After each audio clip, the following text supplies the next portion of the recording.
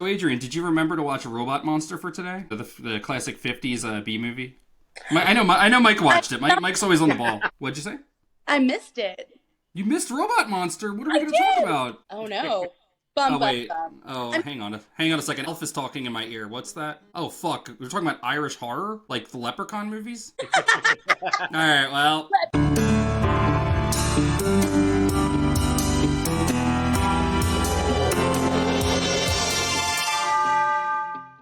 Monster Fangs. In the hood, here to do no good.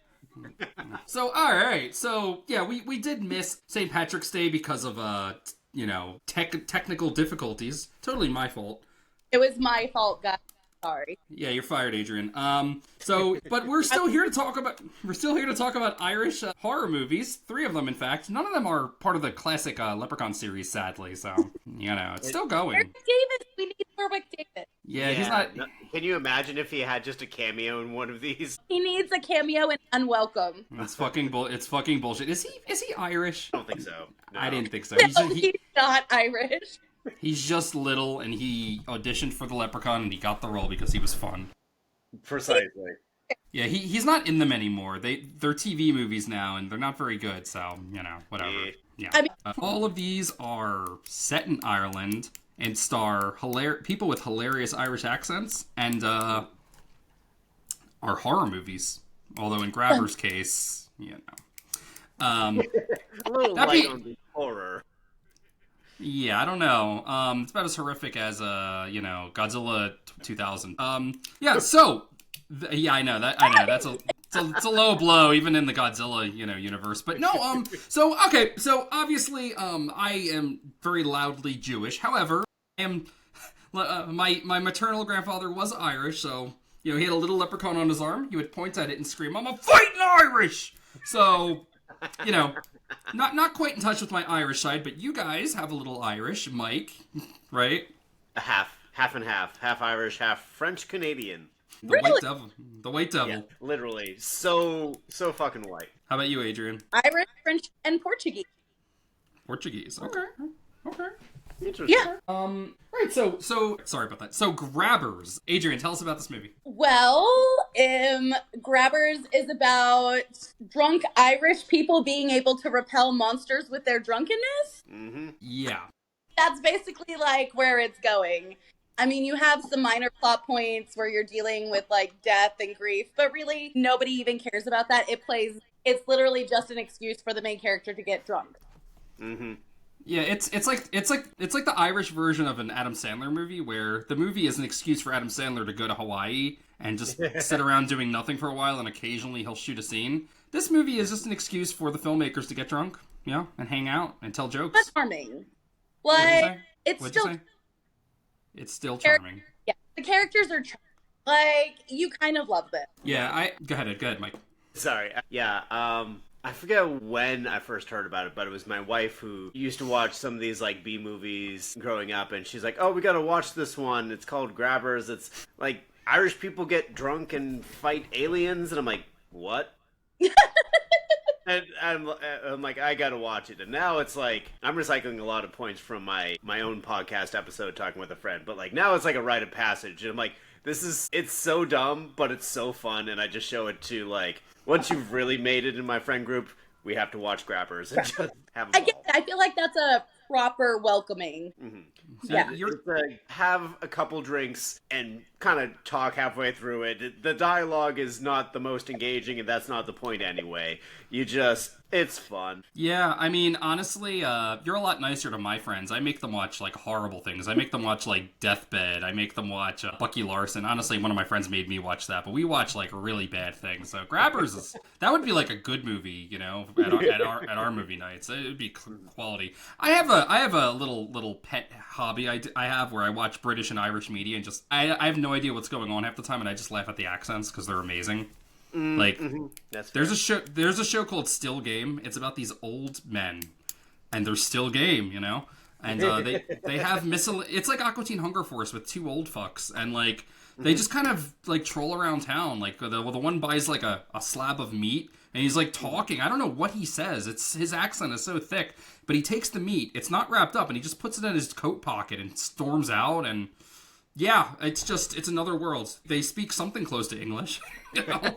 And Grabbers was a lot of that. Like, I mentioned Godzilla 2000. This movie reminded me of that scene in Godzilla 2000. Has anyone watched this movie? Just me? Yes, You've seen it. Might Okay. have. It's the one Toho rushed out after the 98 movie was a disaster.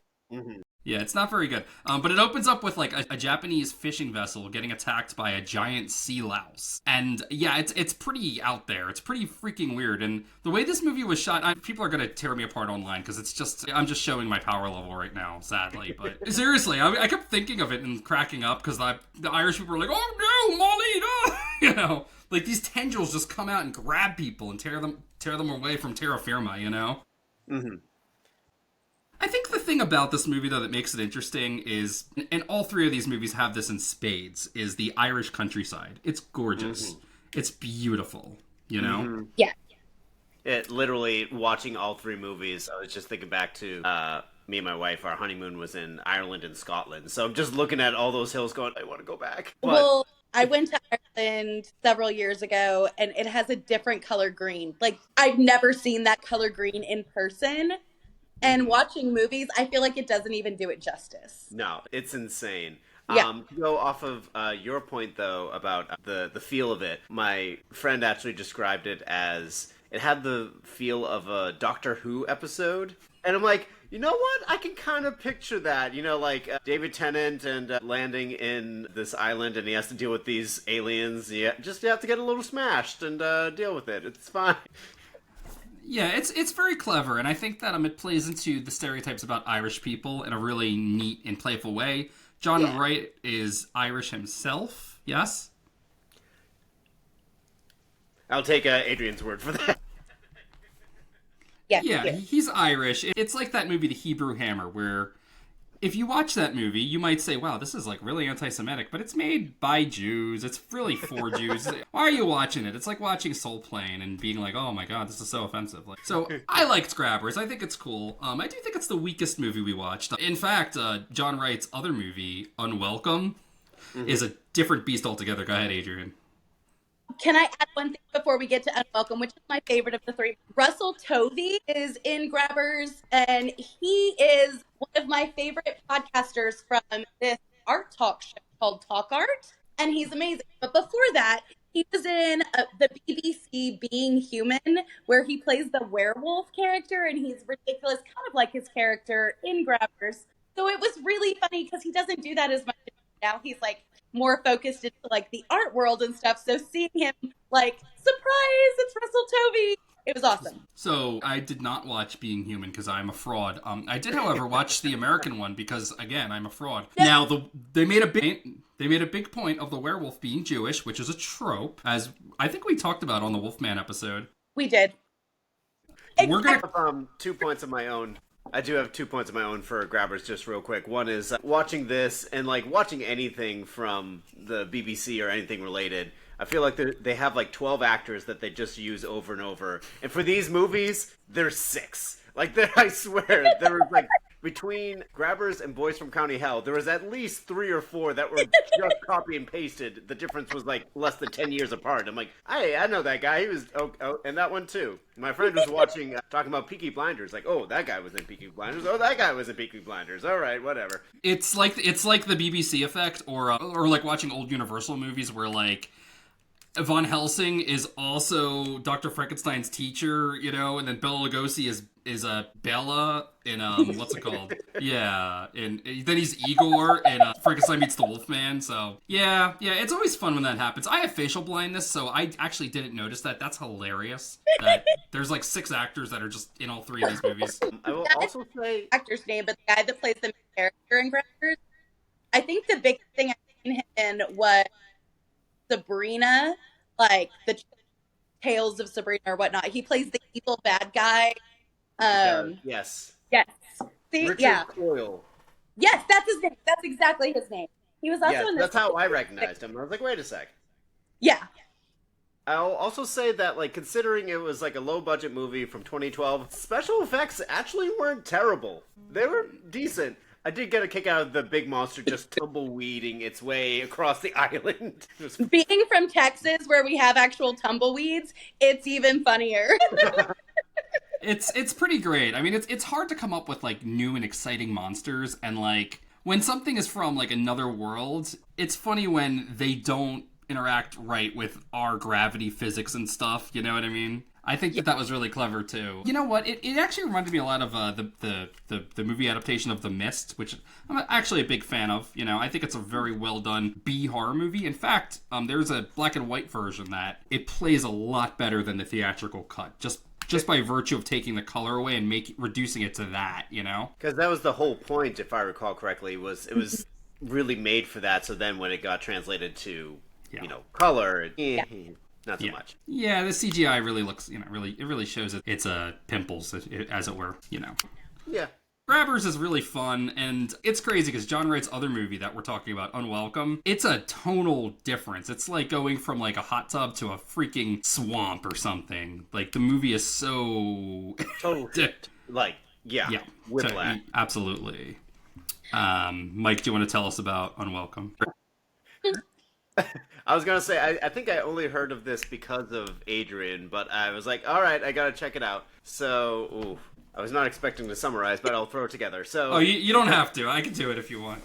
I'll give it a shot. We'll see. So we've got this young British couple. To put it very simply, they move into the Irish countryside, taking over from I believe it's his aunt's estate, and they're told like, hey, honor the old traditions. We've been gifted this beautiful house. We live here. Can you believe it? Maeve wanted to keep the place in your family, Jamie. We really appreciate the house. Well, then you know. It's got a hole in the roof. The Whelans, they'll do a good job. Jamie, Mayor, you just carry on with your day as if we weren't here. Beware of the red caps. We have to feed them to appease them. And honestly, throughout most of the movie, they're just kind of hinted at. You don't see a lot of them. And then the last, 30 minutes, it fucking kicks off.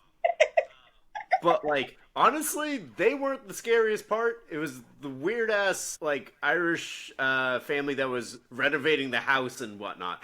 But, I have so many feelings about this. I don't want to say I disliked it, because I did like it. But it's so fucking intense and makes me so uncomfortable right from the get-go. We've got a home invasion, people being thrown around. I'm like, whoa. Yeah, it should be pointed out that, before they move out to the Irish countryside, he's followed home by a group of ruffians who, in a very realistic and not very fun way, kick in his door, assault his pregnant wife and him, and he can't do anything. He's literally helpless as they tear apart his house and attack his wife. And they only leave when he calls the cops. So when they move out to the Irish countryside and things start getting real, it really fucks with his manhood. And that's really what the movie's about, right? Honestly, that's one of the things that I felt personally put on blast, because I feel like there's something about masculinity, and maybe I've just been, my friend has made me watch 28 Days Later and listen to Epic. So this, idea of, vengeance and, atonement through, blood and, getting revenge on these people, and protecting is so tied to this masculinity. It's very toxic. Yeah, exactly. And it was unpacking all that, and, what he said to his wife was can you imagine what it was like to watch that happen to you as a man? And I'm like, yeah. He's the victim here, right? Yeah. Because can't imagine for it to actually happen to you as any person, let alone a woman who's pregnant, Yeah, it's and I felt for him so bad because I understood where he was coming from, and the couple, actually the two of them, from the get-go, they actually had some good chemistry. They're wicked cute, and and also the let's fight this out like men at the end, and then he gets shot point blank because he's a fucking moron. I'm like, yeah, so we're also burying the lead. So when they get, I'm sorry.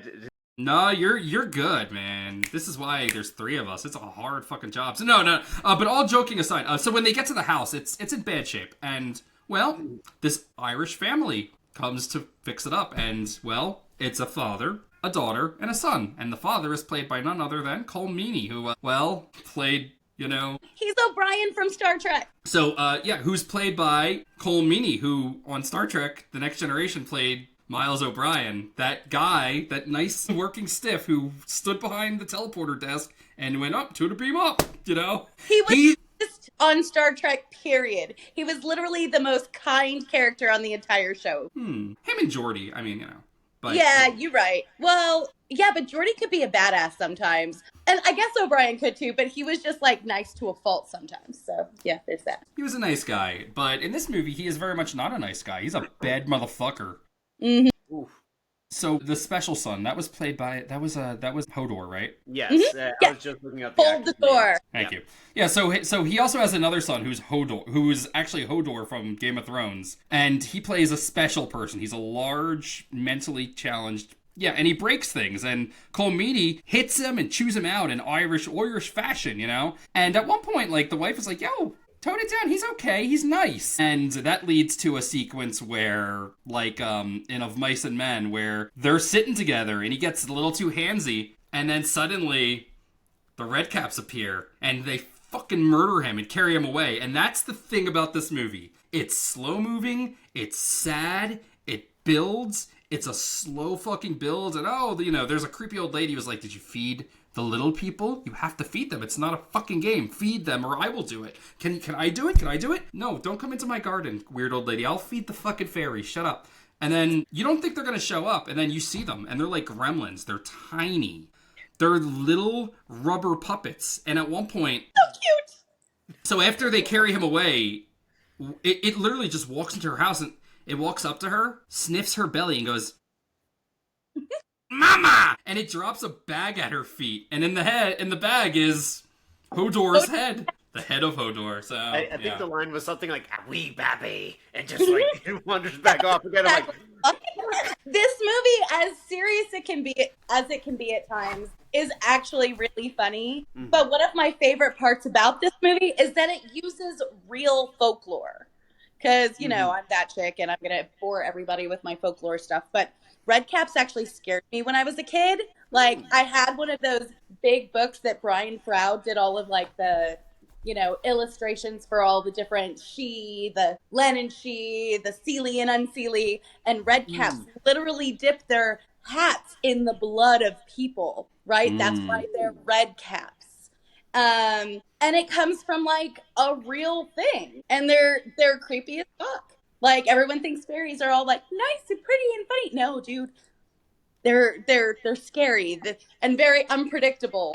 I want a red cap from this movie. Can I just have one, please? There is one thing I need to show you, and it's a little bit peculiar. Every evening before sunset, she'd leave a blood offering here. Sorry, did you say blood? For who? For the red caps. They'll need feeding. They'll be hungry.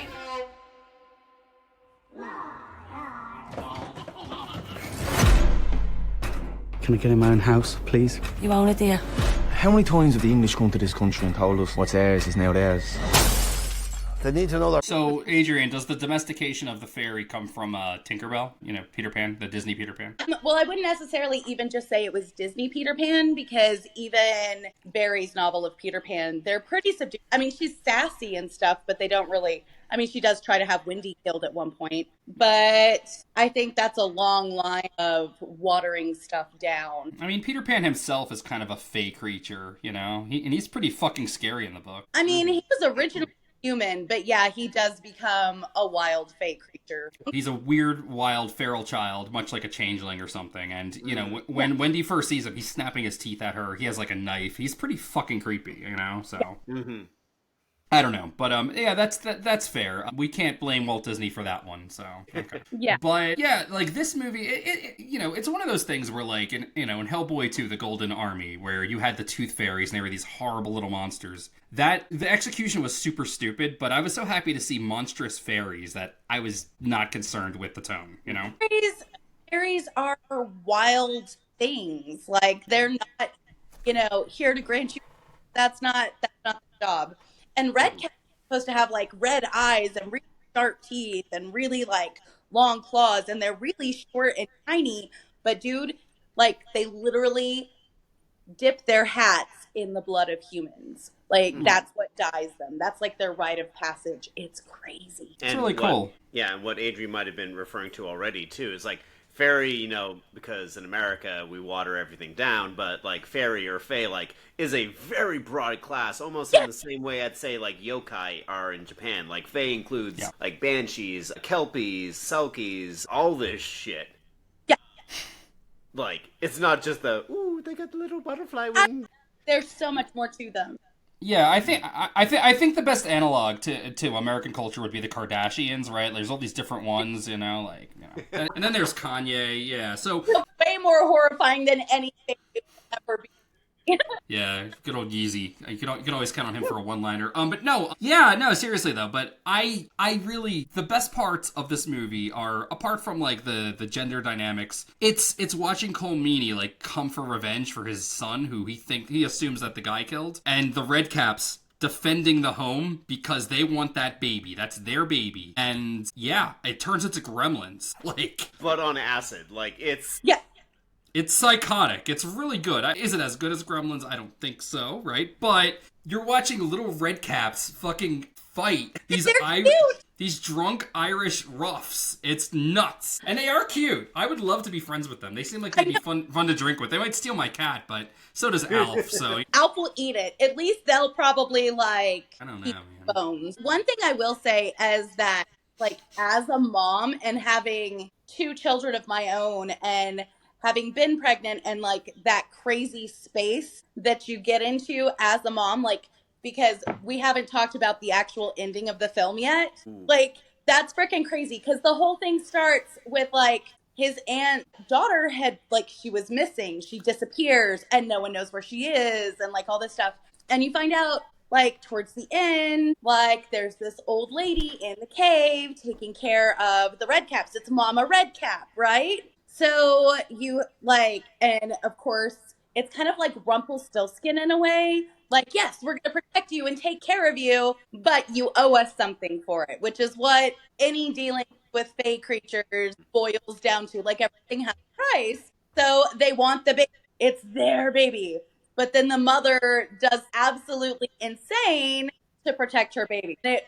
It's just... Yeah, there's, like you said, there's so many layers to this movie. It's amazing. Mm-hmm. Yeah, it's and that whole circling bit too, because it starts off with the home invasion and the guy like going up to her saying, "It's like, are you nice or nasty?" And you know she doesn't harm him, and he just really disgustingly exits. And then we just circle back to where she goes back to get her kid and goes, "Am I nice or nasty?" and just fucking kills one. Gouges the woman's eyes out. And now she becomes... Yeah, she has a full arc into savagery. It's wonderful. Yeah, I think this is the epitome of good for her, I guess. I mean, she is Mama Redcap by the end. Yeah, and I guess you would call it like baptism with the like bloody skull and shit like that. I'm like, okay, all right. Well, yeah, there's a theme of savagery underlying civilization, right? Like they're in... Do we know what part of London that was? Was that like Liverpool or something? It doesn't matter. They're in some modern part of London, and like, you know, he just goes to the corner store to buy some beer or whatever, and he's followed home by violent thugs who kick in his happy little house, and it's horrible. It's horrifying. So they leave to go into the wilderness, essentially, to go into the countryside, and, well, they meet people who aren't as civilized, who drink, who are more, provincial, you know? And he still can't stand up for himself. Like, when Cole Meany puts the gun to his head, and he's like, please don't kill me. You don't have to kill me. And he just shrinks. He doesn't got the will to survive, but his wife does. She doesn't just face down Cole Meany and his dangerous, you know, gang of, Irish thugs. No. She faces down the fucking Redcaps, too, and becomes their queen. It's pretty cool. She's a mama. It's like the mama bear thing. The other thing in a lot of folklore movies, like, I've noticed, like, a trend where it starts like that, where, like, you have movies like The Ritual, which is not Irish, but it starts off with, like, a whole, like,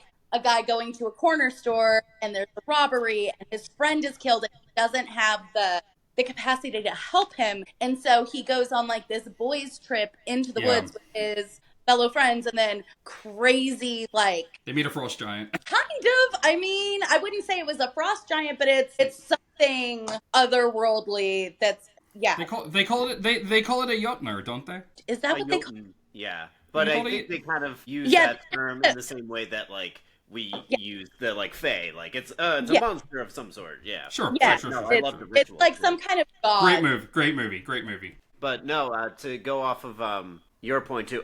First off, so the dad Cole Meany, he was the one on Star Trek. The whole like call me daddy Wayland. I'm like, I hate this so much. But there were 2 points in particular that will either good discussion or piss people off. One was Jamie, like begging for his life or something, and the dude who was like, "Are you crying?" It's like, how did he phrase it? It's like, when you fight like a girl, you get fucked like a girl. I was like, fucking hell, what? That was uncomfy. So to follow up that point, is the mom ultimately taking charge and defending the home like Xena Warrior Princess? Is like Adrian says, that Mama Bear thing? It's the Mama Bear thing. She's got this thing. But what I'm saying is it a response to that toxic masculinity, right? I think it's a bunch of different layers of things. I wouldn't say it's been just one factor. I would say it's all of it combined. Well, yes. I could see where it'd be a response, or at least the movie does a great job of showcasing, like you said, the pitfalls of that toxic masculinity and how fragile it is. And when it fails, she fills the role that she needs to. Yeah. So, yeah. There was also, because I was trying to understand the ending, so sometimes I'm like, but what happens now? Is like, does she get to live with the family still? Does she have to go off in the fucking woods? So because I went down the rabbit hole on the internet, I found this little gem, which annoys me, but there is a theory, I don't think it's official, but that the movie serves as a metaphor for English oppression of the Irish. Because the English couple come in and steal the home. They subjugate the Irish working class, which was the family, and slaughtered them. Mm-hmm. And then they go back on the promise they made to the native creatures and subjugate them. And they do have that little bit halfway through the movie where they're like, oh, the English just come in and steal what they want, They call them Cornwall, don't they? Yeah. Yeah, but I'm like, Oliver I can Cromwell. see it, but I hate if it does get boiled down to a metaphor like that, because it, to me, takes away everything we loved about the couple, and it kind of it just kind of like flattens it to like an allegory of some sort. That's the thing with like complex metaphors, though. They're multifaceted and multidimensional, and I think it works on several levels. I mean, that's definitely there. You cannot get away from that. It's reflecting the culture it was made in. So, right. So all this stuff about toxic masculinity and also just the awesomeness of red caps killing people, and being killed. I don't know. I don't think that's just one answer. Yeah. No. It's like saying that Jaws is just about like the politics of running beaches or something. It's like, well, it's a bit more going on there, don't you think? That's fair. And I will say the rest of the village was actually, I mean, a little weird at times, but the rest of the villagers were nice. Like, the bartender lady. She was the one sticking up for them, and trying to help them out and everything. I did get a kick out of the guy that got killed early on by the Red Caps. Was also in Grabbers as fucking Paddy with his like moonshine or whatever. He was my favorite character in Grabbers. I felt so bad. He looks like one of my good friends, He was fucking great. Oh yeah. I thoroughly enjoyed, Unwelcome. I assume that going forward, what would happen, it would be kind of like the end of the Smurfs where, the Smurfs are just living with that. I'm just kidding. It's like... I want her to like cook dinner every night, have a baby there, and like all the red caps are just like kicking their feet. It's like that creepy halfway house in Basket Case 2 with all the monster people just sitting around the table playing cards, Yeah. Or in Gremlins where they're in the bar and they're singing, Unwelcome too, come on in, I don't know. Oh my god. best. I'd watch that. Yeah, fuck yeah. As long as it doesn't turn into a Halloween movie. Any other notes before we transition? No. to our feature presentation. Cool. Yeah, so our final movie is probably the winner, probably the best of the worst. The Boys from County Hell from 2020. Incredible movie. You know, I was going to summarize this, but Adrian, I think this is your thing, actually.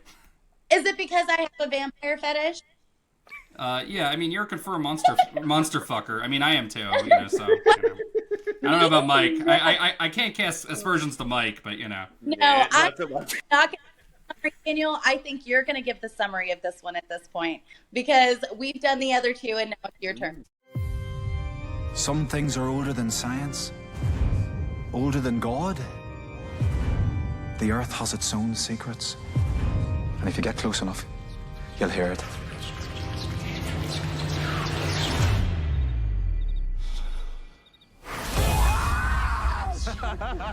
The king has been called into action. Very well, then. Well, I don't know the characters' names because I have a poor memory, but I will say that basically the movie opens up with our main character works in a bar. Works in a pub called The Stoker. And he's like, oh, Dracula, never read it. And he works for his dad's construction company. And basically, they're developing land, and there is this mound, this creepy, it looks like a Viking burial mound. And, well, there's supposed to be a vampire called Aberdrach buried under it. And he moves it with this crane. Like, what happens is people's fucking blood starts getting pulled out of their bodies, out of their eyes and mouths and every orifice, and dragged along the ground into the hole beneath that mound. And it becomes very obvious very fast that they should not have touched that mound. And, well, what ends up happening is all the people that work for this construction company start grabbing their shotguns and dealing with trouble because Aberdrach has woken up. And this is another movie that uses the Irish countryside to glorious effect. It's very atmospheric, it's very dark, it's very violent, and when people get turned into vampires, it's actually really sad because you start to, you know, I have my bit about laughing at their accents, but you really like these people. They're fun. They drink, they make jokes, and they come across like real life friends, you know? And yeah, like a lot of the drama comes from the father. One of his sons becomes a vampire, and he locks him away in a room because he knows, and he doesn't know what to do, but he's not going to kill his son. And yeah, horrible things happen. I would say it's the most human of the three, but also the Aberracht or whatnot is actually like real mythology, but it's actually Irish for dwarf, okay? But it's kind of like a dwarven vampire type thing. But there's also so the reason why the pub is called The Stoker and they make all these jokes about it, you know what I'm talking about. There's another thesis as far as Bram Stoker's inspiration for Dracula, okay? Where he didn't get it from blood test or anything like that. He actually got it from the Aberracht, and that it's like this chick, her name was Professor Elizabeth Miller, wrote an entire essay on this. And it's called Dracula, the Shade and the Shadow. So, yeah, it's like a whole thing. And so a lot of Irish people will actually say, nah, that ain't it. This is it. And it's pretty entertaining. Yeah. No, I love that. Also, I'm chuckling. I think all three of us are pronouncing Abertac in different ways. That's it. That's the actual pronunciation. Thank you. I was trying so hard and it was awful, but that's it. You did it. I mean, I was going to write it off. That's also the epitome of Irish. Any word you look up will have like 3 different connotations or pronunciations depending on conic, monster, or whatever you go to pronounce. But yeah, no, you're right about the Abertac. The original one was... There's so many, Oh my god. My brain is way, but no, you're 100% right. I was like, that's the freaking word. But yeah, it was originally a dwarf, I'm pretty sure. It kept rising from the grave and attacking people, and then they eventually had to bury it upside down. Which, that part actually did appear in the movie, because the first thing that's like, wait, we just uncovered that thing with all the stones, and the fucking foot comes out first, and like, fuck this, I'm out of here, and they all run away.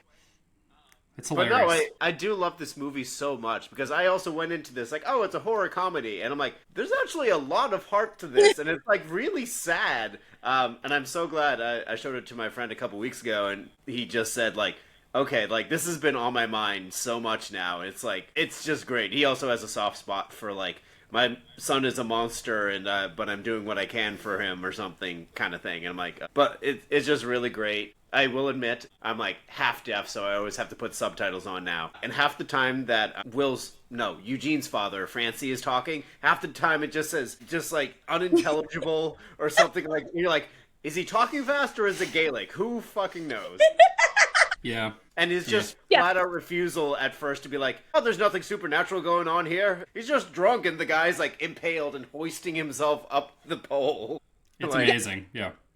Now, would this movie be improved if, when Abertak finally rises, he were a dwarf as opposed to a horrifying nightmare Nosferatu beast? I feel like if they had done that... Would have done it. I'm sorry, but they could have made that, like, if they'd actually taken the time, and this is just me, because you asked that question on purpose. You should not have done that. Because I think they've done it. Like, you can make a dwarf fucking scary. Like, think about some, like, horrific vampiric dwarf, right? Well, how many Leprechaun movies have we watched, man? Also, don't forget about, like, all those Chucky movies. I mean, he's fucking scary. He's little, He's brilliant and hilarious also. All those Puppet Master movies, they're really scary, like... Yeah. I will say... I'm just trolling. Yeah, originally I was going to say I would assume that if they had done that, my first thought was, like, they would have definitely leaned into the comedy more, like, and it comes up, it's just like, looking like evil Gimli or something like that, and I'm like, yeah, okay, whatever, but I did appreciate it was a different design. Also, just the vampire feeding and the vampire turning. Yeah. I've never seen that before, and that was very unique. That's my big thing with this movie, because I do like vampires, but it's so played out. Like, I remember watching 30 Days of Night and being like, cool movie and stuff, but other than them looking like sharks, I mean, like, with the dark eyes, like... And their teeth, and, like, the way it rolls into the back of their head. I mean, it's cool, but at a certain point, it's like... They got it from... They got it from what? Was the first Vamp. Did you ever see Vamp? It's an 80s movie that, like, has vampires. It's Grace Jones in a strip club, but it's a lot like they turn into kind of shark-like creatures where their eyes roll up in the back of their heads and they get the teeth, like, that's where 30 Days of Night got it from, is all I'm saying. Oh, sure. That's what I mean, though. Like, there's so much, like, referencing and cross-referencing and reinventing. It all just kind of runs together for me at this point. So Abertak literally sucking blood out of people into the ground was... It wasn't just haunting and creepy, it was new. And I appreciate novel experiences in horror movies. Me too. Yeah, honestly, the part that got me, like the opening scene, it's got this is happening, but let's flash back 2 months to show you how we got here thing, is like the older couple sitting in the living room, which again, it's fucking Patty from Grabbers, watching, but like, it just starts leaking out of their eyes. I'm like, ooh, but it was the dude who was just chilling in the alley, smoking a joint with his friend, and you just hear that. It's like, oh, my stitches just popped, and that grossed me out. I'm like, oh, I hate that. Dude, you're probably hilarious to watch movies with. Because I just, like, watch this stuff, and I'm, like, eating. I'm like, oh, that was cool. I mean, I'm definitely guilty of the, like, texting, like, oh, my God, I'm dying laughing, but, like, in real life, I'm just kind of like, I'm not on the inside. Okay. These are my inside thoughts. So, and I love Eugene's dad. He's such a shithead, but you can't help but love him too. Especially when he like helps out in that final battle, and he's like, "What happened? You fainted." It's like, oh, "My jaw's killing me." "Oh, you must have hit it when you fainted." "Did you punch me?" "Why the fuck would I have punched you?" Yeah, the movie boiling down to those two facing off against this ageless evil was really cool. I also love where the vampire's coming, is like, oh, it's going to be okay. The sun is coming out. And then Abertak just comes in, he's just like, ah, he's Monster Man, Yeah. And that was accurate, because in Dracula, the sun weakens him, but it does not kill him. Yeah. They made that a Nosferatu because of a filming budget. Yeah. That's literally where the sunlight... Which they bring the script full circle at the end, where he's like, oh, Dracula, I read it. Did you know that the sun doesn't kill him? They made that up for the movie. And I was like... I do have 2 points just because ADD brain just going around like a pinball. One is, again, my friend has planted this idea and now I can't stop thinking about it. The main, like, trio of friends, like Will, Eugene, and Claire, to him, he said they gave off, like, thruple vibes. And I'm like, you know what? That is actually kind of adorable, and I love that. Also, Claire... I feel like she did like 80% of the work as far as like dealing with the shit, because She impaled the first vampire. She buried it again with the rocks. It was her boyfriend who was turned. It was like, and she's the one thinking on her feet this entire time. And Eugene's going like, oh, sure, we'll roll with that. We'll figure it out as we go. And we also had like a Gremlins moment when it was just Eugene and Claire sitting drinking a beer where it was like, oh yeah, so do you know what happened to your mom? Oh, do you remember what happened to your dad? I'm like, what? We just had childhood trauma come up. No warning, just casually throw that in there. PK's all the way right there. Yeah, I'm like, oh, it's like Gremlins with the Santa Claus in the chimney all over again. Why? Gremlins, very influential movie. Yeah, apparently. It just... Apparently. Or Irish comedy horror, because Irish horror is a whole other thing. I did also love the guy who was the bartender in Grabbers was the police chief in this one, and then just calling him, oh, there's a suspicious man hanging around town. It's like, oh, well, what's he look like? He's tall, with dark skin, and they're all just going, Yeah, like yeah, like immediately, yeah. I'm like, oh no, we went there. Fucking move, will ya? We need better weapons. Are there any ideas in there? What about sunlight? I mean, that is the #1 vampire killer. Burn, you bastard! Oh, shit. If Abertat binges all night, the whole town's gonna be dead as fuck. I moved to the wrong fucking town. You shite!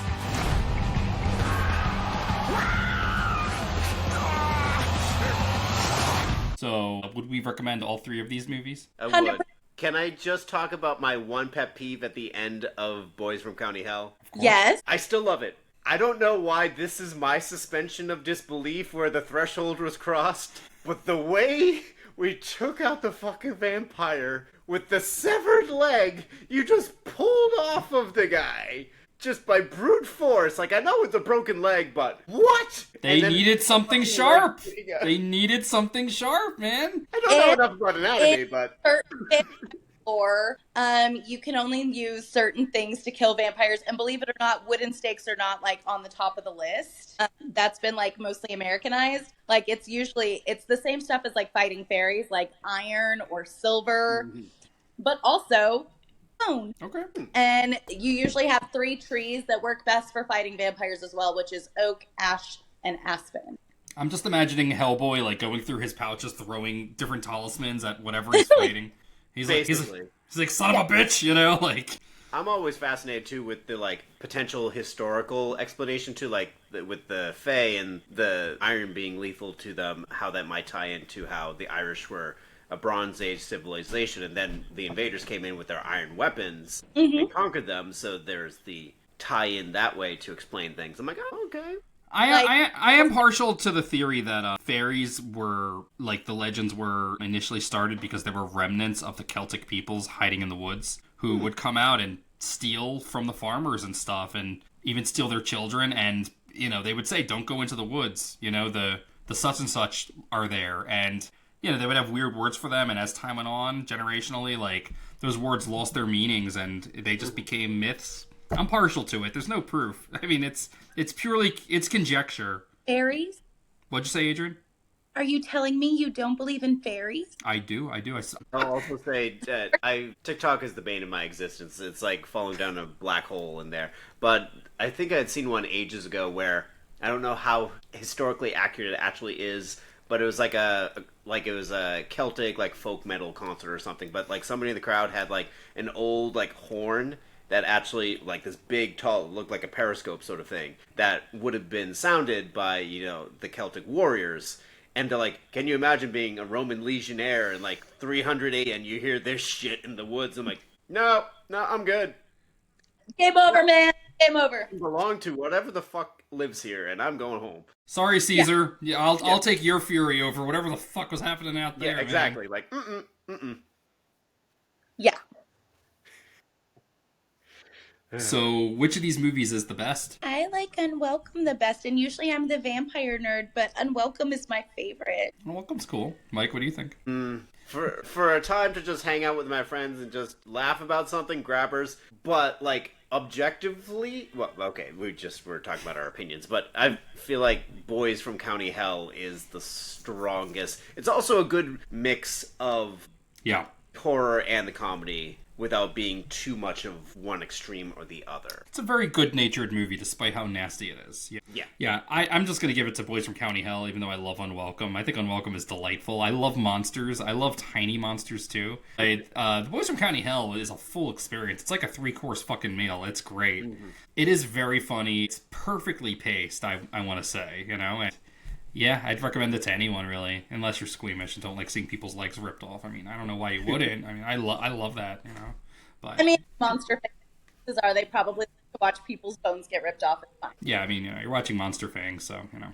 Yeah.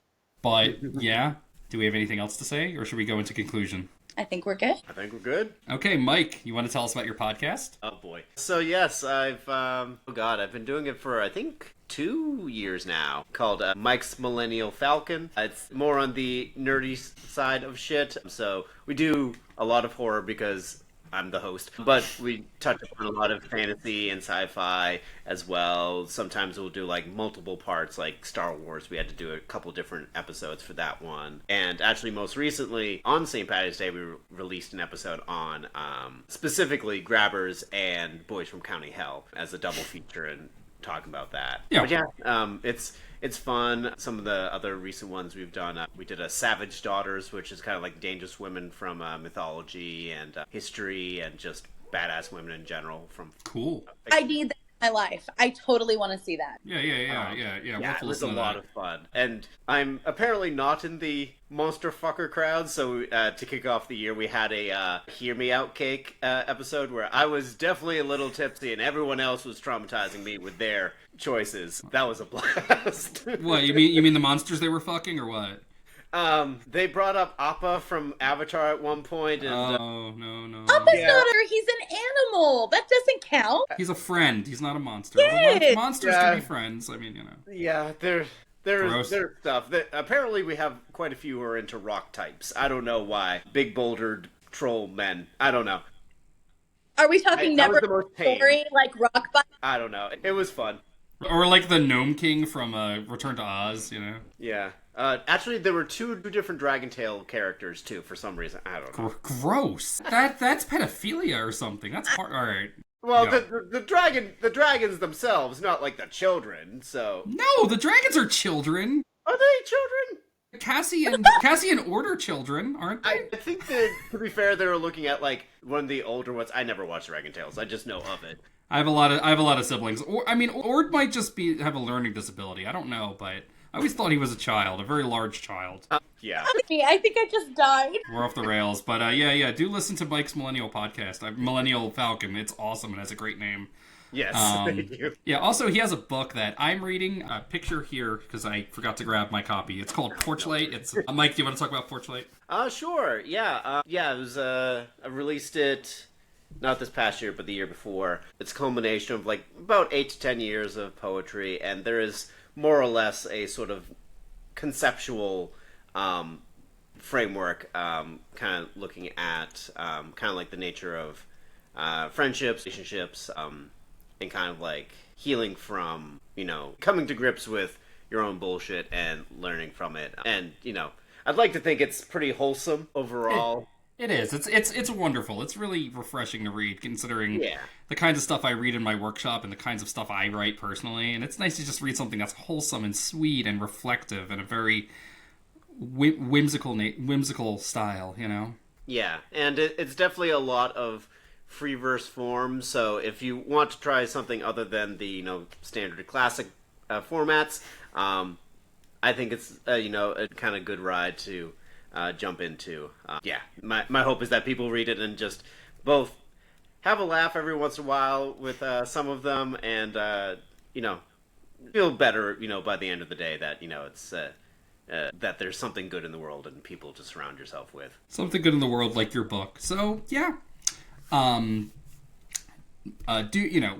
met Mike because we published his poem, The Wendigo and the Billionaire, in our winter edition. Excellent poem. It's a political polemic starring the Wendigo berating our dumbfuck president, pretty great piece, and yeah, do check it out, and do check out his book, or I'm gonna come for you. Yeah, other than that, so like and subscribe, or again, I'll come for you, and it helps out big in the algorithm, though, all joking and kayfabe aside. And yeah, so that's Monster Fangs. Love your monsters. Write poetry, make art, and Ave Satanis. Cool. Yeah.